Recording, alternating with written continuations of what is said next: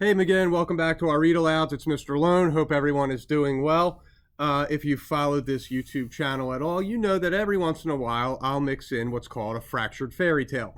That's basically a known fairy tale that has a little twist to it, or sometimes a big twist. Well, we have this series here in the library, and they've been going out a lot recently. So I thought, you know what? Let's keep that momentum going. Let's talk about this series.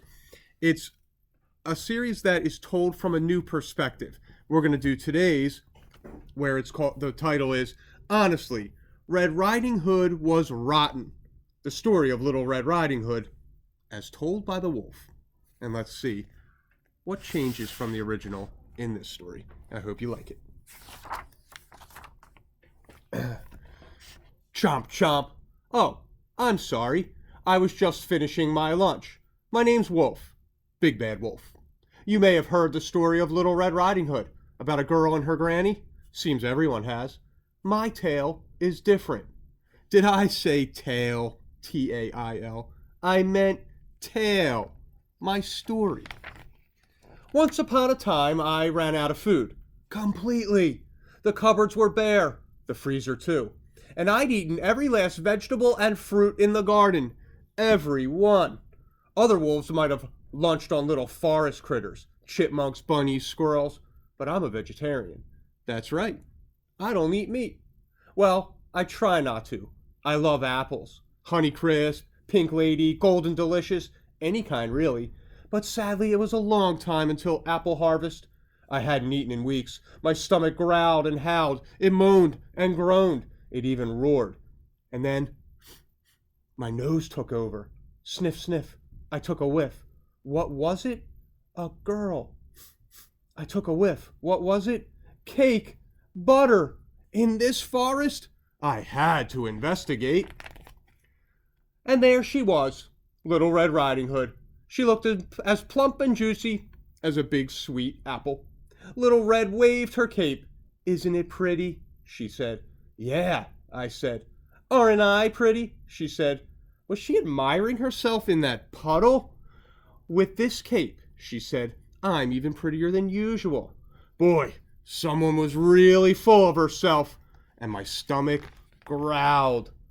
Little Red twirled a strand of hair. Mother says the cape looks grand with my skin. My skin shines like pearls. Or the meat of a ripe apple, I thought, licking my chops. Remember, I hadn't eaten in weeks. Time to chomp. But then Little Red said, I can't wait until Granny sees how pretty I am today. I'm bringing her cake and butter from my mother. My stomach howled. 2 meals? I thought. Granny for breakfast, Little Red for lunch, and cake and butter for dessert. Where does Granny live? I asked. Little Red pointed. Down there, in the clearing, the brown house. I knew that house. And I had a plan. Let's play a game, I said. Little Red smiled. I'm awesome at games.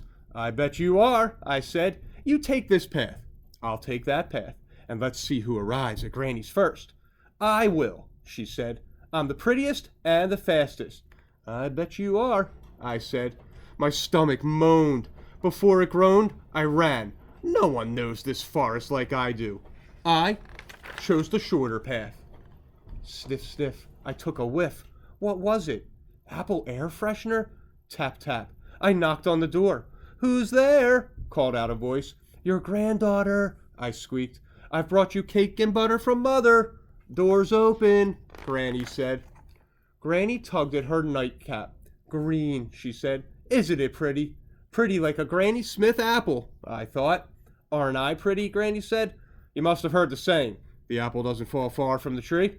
Well, it's true. My stomach roared. What's that noise? Granny asked. Chomp chomp. I had to eat her. She was no Macintosh apple, but not too bad. And I still felt hungry. Tap tap. Little Red knocked on the door. Who's there? I called out, crawling into Granny's bed. Your granddaughter, Little Red said. I've brought you cake and butter from Mother. Door's open, I said. Little Red walked in and caught a glimpse of herself in the mirror. Isn't my cape pretty, Granny? She said. Aren't I pretty? I clenched my teeth. Granny, Little Red said, What deep dark eyes I have. I said, the color of apple seeds. Granny, what perfect ears I have. Shaped like sharply cut apple slices. Granny, she said, what pretty red lips I have. I said, red delicious. Granny, she said, what lovely skin I have. Chomp chomp! I ate her up. What can I say? Things look different when you're hungry. She was no Fuji or Crispin apple. In fact, to be honest, she was a bit rotten. But she was better than nothing. And plus, I got dessert. Boys and girls, I hope you enjoyed that story, the little twist there on the fairy tale. Of course the wolf had a reason, right, on this time of why he was going to eat Red Riding Hood and her granny. Just enough to make us smile. Hey, rewrite a fairy tale in the way that you think it could go, or the way that you would want it to go. Always good to practice our writing. McGinn, I'll be back tomorrow with another read aloud. You have a terrific night.